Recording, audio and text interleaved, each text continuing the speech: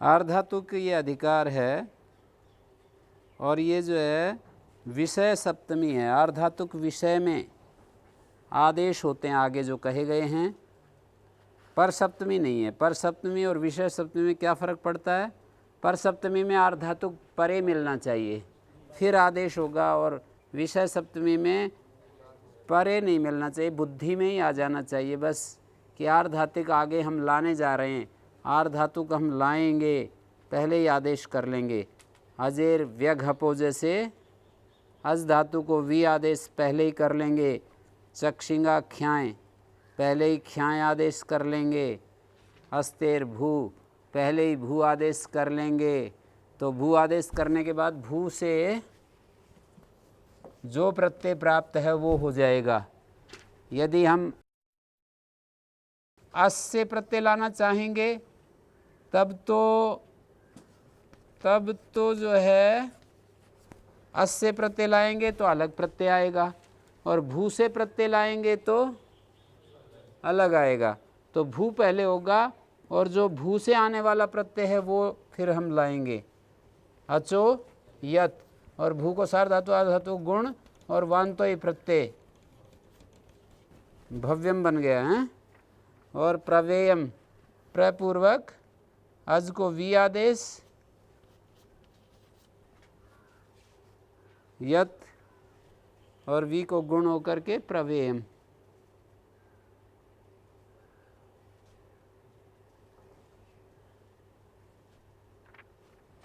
अज से तो फिर वही री हलोरण्यत होता है ना, अज हलंत धातु है, री हलोरण्यत होता, और अब वी धातु से यत होगा, गुण होकर प्रवेयम। और आख्यम में आंग पूर्वक चक्षिंग धातु है, चक्ष, चक्षिंग में चक्ष बचता है, ई अनुबंध है, तो री हलोरण्यत। और ख्या से यत, ख्या से यत होकर के ईद्यति, ई हो गया, और सार धातु आर धातु गुण हो गया आख्येयम। यदि यहाँ पर चक्षिंग से ण्यत आता, ण्यत के परत ख्या होता ना, तो आतो युक चिणकृतो युक होकर के आख्याय्यम, आख्येयम नहीं बनता, आख्याय्यम बनने लगता। प्रवेयम का प्रवय्यम बनता। प्रवेयम यदि पहले हम इससे अस धातु से ण्यत लाते तो वी को, वी आदेश होने के बाद वी को वृद्धि होती, ऐसा अनिष्ट रूप बनने लगता। आख्याय्यम ये तो बनता है, और अनिष्ट रूप क्या बनने लगता है?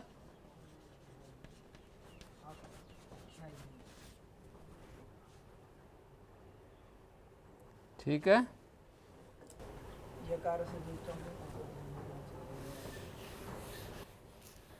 यू का आगम हो जाएगा।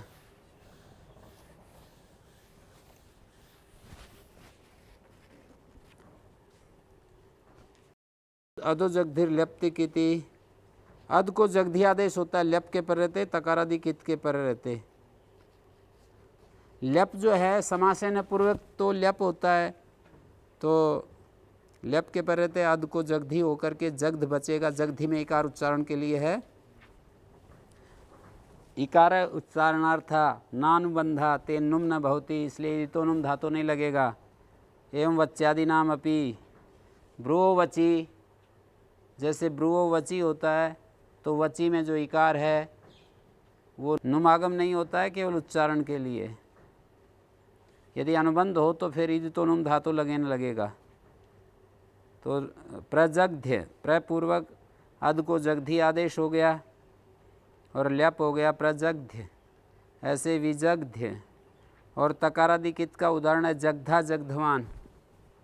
देखो अद को जगधादेश और ये एकता प्रत्यय जसस तथोर धोधा,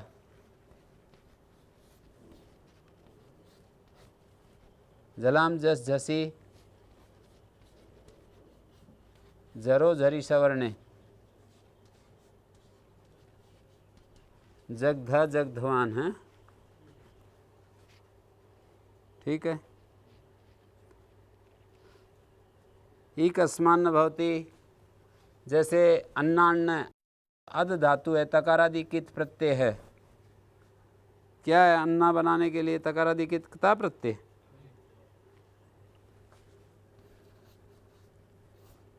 रदाभ्याम नुष्ठान तो न पूर्वश्चादा, यहाँ पर अद को जगद क्यों नहीं हुआ, अन्नान्ना निपातन से नहीं हुआ। फिर द को न और तय को न, ये बन गया। अन्न शब्द से ण प्रत्यय हो जाता है।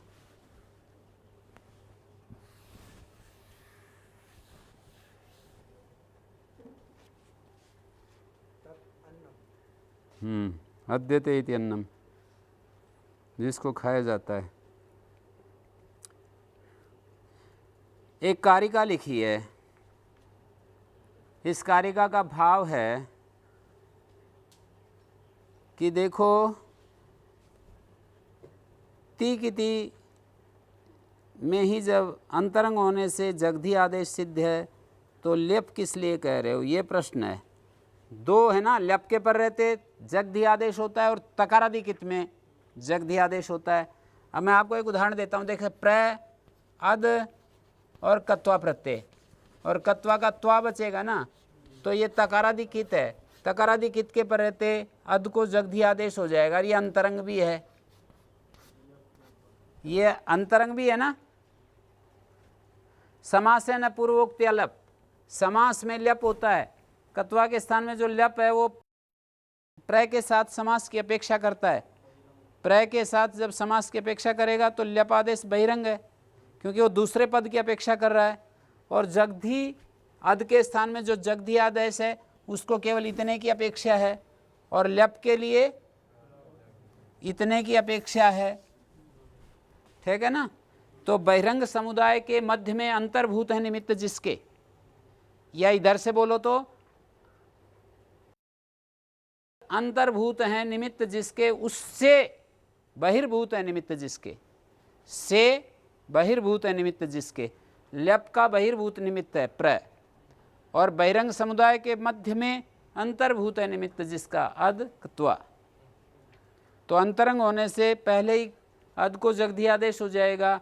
तो कह रहे हैं कि ये लप कहना व्यर्थ है। अंतरंग कार्य बलवान होता है, अंतरंग न्याय प्राप्त भी है। तो कत्वा को लप अपने आप सिद्ध है। लप क्यों कर रहे हो, ती किति तकारादि कित से ही काम चलेगा ना। तो लप क्यों कह रहे हो। जगधौ सिद्धे अंतरंगत्वा, जगधौ आदेशे सिद्धे अंतरंगत्वात्, जगधी आदेश के अंतरंग होने से सिद्ध होते हुए भी किमर्थम लब इति उच्यते। कत्वा को लप होता है ना उस सूत्र से, समासना पूर्वक तो लप, तो वो तो बहिरंग है। और कत्वा को मान करके तकारादि कित को मानकर अद को जो जगद आदेश होता है वो अंतरंग है। तो अंतरंग कार्य बलवान है, बलवान होने से पहले ही हो जाएगा। फिर भी यहाँ पर आचार्य लप जो कह रहे हैं इसका मतलब उनके मन में कुछ न कुछ भाव तो है। उनके मन में ये भाव है कि यदि मैं लप नहीं कहूँगा तो अंतरंग विधियों को भी बहिरंग लप बाध लेता है। वो ऐसा देख रहे हैं अंतरंग विधियों को भी बहिरंग लप बाध लेता है। यदि मैं लप नहीं पढ़ूंगा तो क्या होगा, लप नहीं पढ़ूंगा तो क्या होगा, लप आदेश बहिरंग होते हुए पहले होगा, और पहले हो जाएगा तो अब तकारादि कित मिलेगा नहीं। जैसे लप पहले हो गया, अब तकारादि कित मिला नहीं ना, तो अब जगधी आदेश नहीं हो सकेगा। तो हमारा रूप प्रजग्ध बनता है।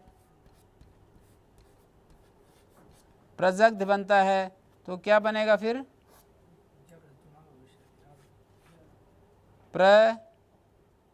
आद्य, ऐसा बनने लगेगा। रूप तो चाहते हैं प्रजग्ध है और बनने लगेगा प्राद्य, अद और ल्यप, मतलब अद के स्थान में जग्ध नहीं आ सकेगा यदि ल्यप नहीं कहेंगे, केवल तकारादि कित कहकर छोड़ देंगे तो वो आ नहीं सकेगा।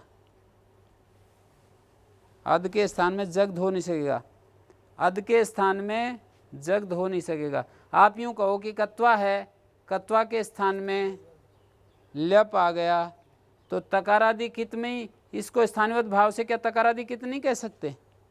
क्यों हैं? अल विधि होगी ना, तकारादि कह करके, जो तकारादि कह करके यहाँ पर जो अद के स्थान में जग्ध कर रहे हैं, यदि ल्यप नहीं पढ़ेंगे तो अद के स्थान में जो अंतरंग विधि को बहिरंग ल्यप बाद लेता है, अर्थात ल्यप पहले होगा, अंतरंग कार्य पहले नहीं हो सकता, बहिरंग कार्य पहले होगा, बहिरंग पहले होगा तो ल्यप पहले होगा।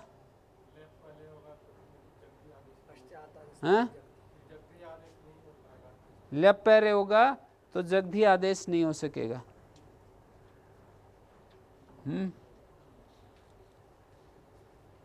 ल्यप पहले होगा तो जग्धी आदेश नहीं हो सकेगा, ठीक है। और जग्धी आदेश नहीं होगा तो हमारा प्रजग्ध रूप नहीं बनेगा। तो इस ज्ञापक का स्वार्थ में प्रयोजन ये है कि ल्यप ग्रहण करना सार्थक होता है, क्योंकि प्रजग्ध रूप बनाने के लिए ल्यप पढ़ना पड़ेगा सूत्र में, अन्यत्र फल भी दिखाना पड़ेगा। अन्यत्र फल भी दिखा सकते हैं। अन्यत्र फल ये हैं, ही प्रभृति जो विधि हैं ल्यप के द्वारा उनका बाधन हो जाएगा। ही प्रवृत्ति विधि जैसे विधाय, विहाय, प्रदाय, प्रखाय, प्रखन्य, प्रस्थाय,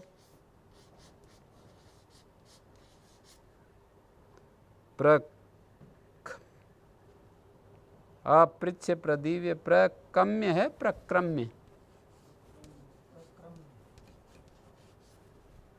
प्रक्रम्य, क्रम्य है ना,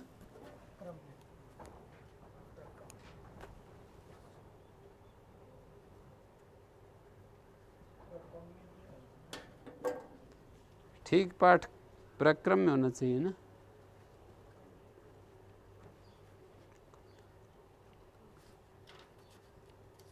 अपृच्छ,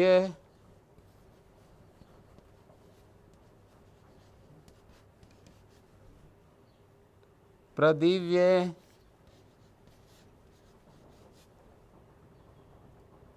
प्रपठ्य,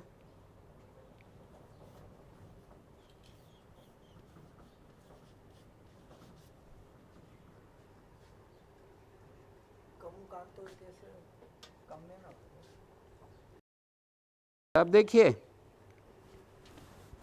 इन उदाहरणों में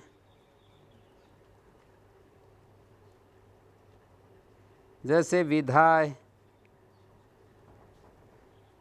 संधाय, विधाय, क्या हो सकता है? यहाँ पर धा धातु को दधातेर ही हो सकता है, और विहाय में जाहतेश्च कत्वी, हा धातु को कत्वा के पर रहते दधातेर ही जाहतेश्च कत्वी, कहाँ का है सूत्र?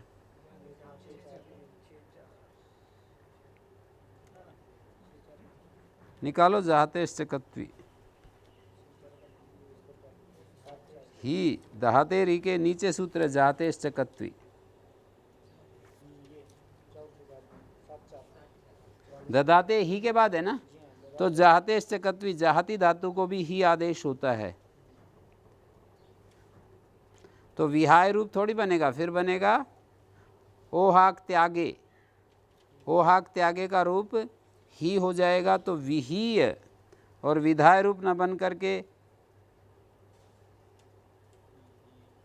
विहीय, दधातेर ही आदेश होगा तो विहीय, विहीय, और विहाय का इसी तरह से ही आदेश होकर के अकृत सार धातु का दीर्घ भी हो सकता है ना, तो विहीय ऐसा बनने लगेगा, और विधाय का दधातेर ही, विहीय अन्यत्र फल है, और प्रदाय में दो दद घो प्रदद्य होने लगेगा, दो दद घो, और प्रखन्य में जनसनखनाम संझलो, जनसनखनाम संझलो, प्रखन्य और प्रखाय दो रूप चाहिए हमारे को, प्रखन्य प्रखान्य, खाय प्रखाय प्रखन्य, प्रखन्य और प्रखाय चाहिए हमको। जन सनखनाम संझलो नित्यमात्म न भवति ए विभाषा विभाषा एव भवति। यहाँ पर नित्य आत्व नहीं, जन सनखनाम संझलो जो सूत्र है वो नित्य आत्व होने लगेगा। अभी तो ए विभाषा से आत्व होता है विकल्प से, ए विभाषा से विकल्प से आत्व होता है, और प्रक्रम्य में क्रमश्च कत्वी दीर्घत्व न भवति। ये कम्य नहीं है, क्रम्य ही है, क्रमश्च कत्वी का उदाहरण है, दीर्घत्व नहीं होता। ठीक हो गया यहाँ तक। और आगे इसके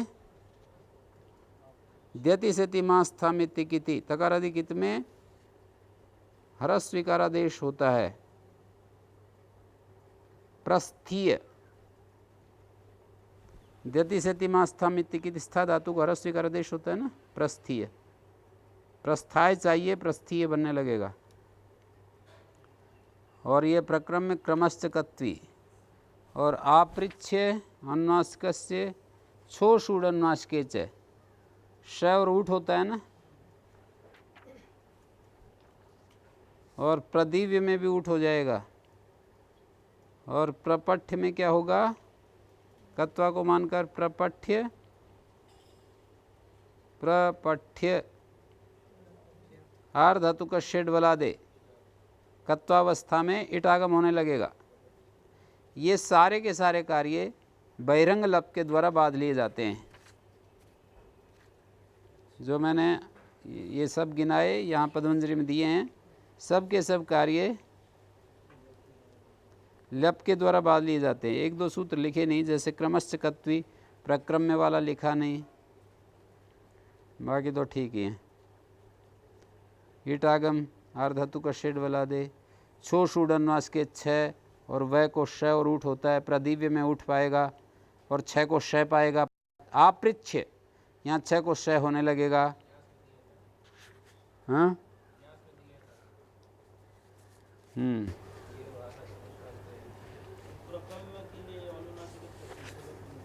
क्रमश्चकत्वी हैं, अनुनासिक झलो कंगति, अनुनासिकांतन को क्वी और झलादि किंगत में दीर्घ हो जाता है, तो फिर वो प्रक्रम नहीं प्रकम्य बनेगा। कम धातु है ना, क्रमश्चकत्वी की नहीं, फिर वो प्रकम्य पाठ है, न्यास में प्रक्रम्य पाठ है।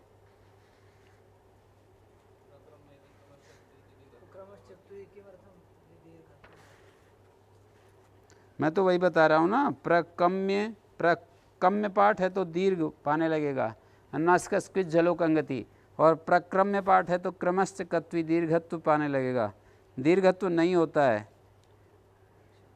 अंतरंगान अपि विधीन बहिरंगो ल्यप बाधते, बहिरंग ल्यप बाधित कर लिया तो ये सारे अंतरंग कार्य नहीं होंगे। आर धातु का शेड बलादे है, और छो शूड अनुनास के ऊठ है, अनुनासिक झलो कंगति से दीर्घत्व की प्राप्ति है, क्वी के पर रहते झलादि किंगत के पर रहते हैं। प्रक्रम्य क्रमश्चकत्वी दीर्घत्व नहीं होता। और ये विभाषा की बात, प्रखन्य प्रखाय नित्य आत्व नहीं होता, ये विभाषा से विकल्प से आत्व होता है। प्रस्थाय में देती से तिमास्था में ते की दीत्व नहीं होता, और निर्दाय दुर्दाय में दो दद घो ददादेश नहीं होता।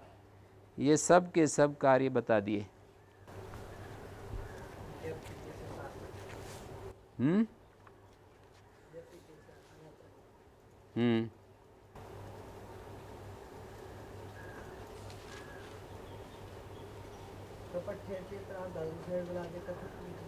हम्म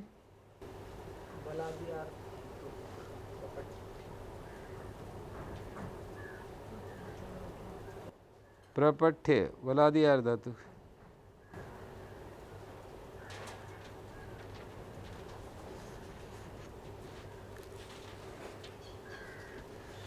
आर धातु का षिड वलादे कत्वा है ना, तो आर धातु का षिड वलादे इटागम की प्राप्ति है।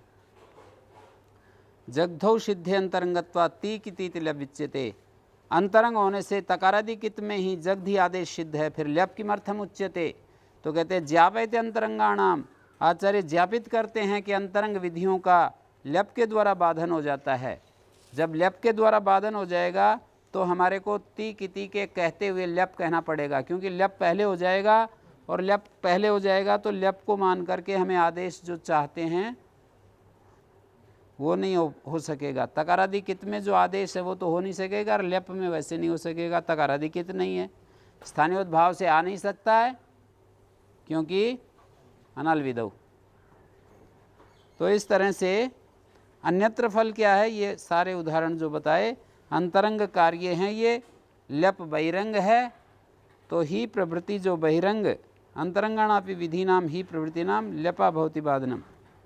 तीति किम अद्यते, ये यक प्रत्यय है। कितीति किम अत्तव्यम, ये तव्यत प्रत्यय है। कितीति किम अत्तव्यम, केवल तकारादि है, कित नहीं है। लुंग सन और घसली, लुंग और शन के पर रहते अद को घसली आदेश हो जाता है।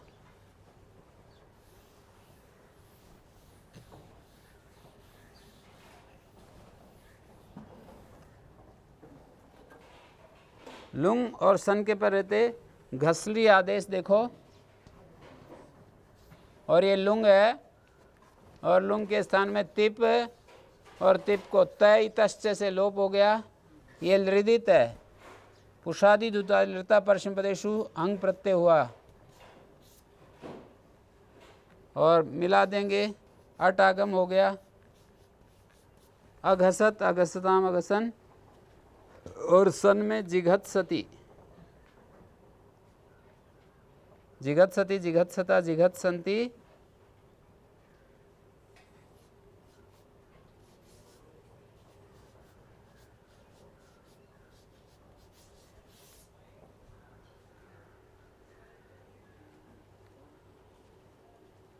ये सन के पर रहते घस आदेश हो गए ना। इस सह को तय किससे हुआ भाई, सस्यार धातु के। प्रथमावृत्ति तो इन्हीं की ठीक सी लगती है, हैं?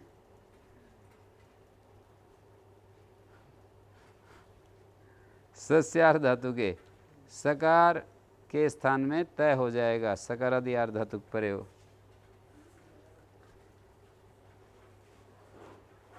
जिघत सती। और दूसरा उदाहरण, घसली भावे अचिप संख्यानम, प्राति इति प्रयपूर्वक अद धातु से प्राति इति प्रघस। भाई अच के परे रहते देखो, प्राति इति प्रघस, ये घस अच, तो ये बन गए ना प्रघस।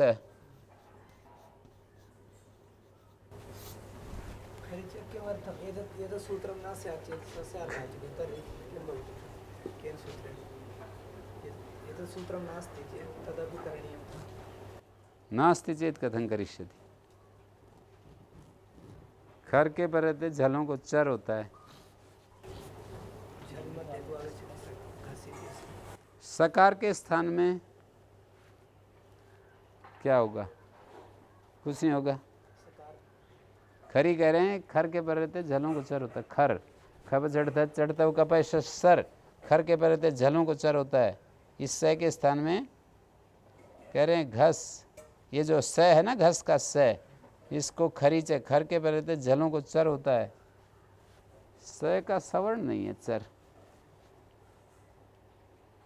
सकारेण द्वितीय, द्वितीय वर्ण होते हैं सकार के, सस्थाने द्वितीय। और हमारे पास वो सूत्र को चरितार्थ होने के लिए उदाहरण बहुत सारे मिल रहे हैं, इसलिए हम ऐसे कह नहीं सकते कि किंचित सादृश्य में भी, थोड़े सादृश्य में भी हम लगा देंगे। द नहीं, थ की प्राप्ति होती है, पर लेकिन थ तो चर में आता नहीं है, हैं? स्थान का तो ठीक है, स्थान तो सादृश्य ठीक है कि सकार का ऋतु लसा दंत्या, सकार भी दंत से है और तय भी दंत से है, लेकिन मैं थोड़ा सा बाह्य प्रयत्न की दृष्टि से पूर्ण सादृश्य नहीं है तय का। खरीच यदि व्यर्थ हो रहा हो वचन सामर्थ्य से फिर तो कर सकते थे, पर वो तो बहुत सारे उदाहरण हैं उसको झलों को चर करने के लिए।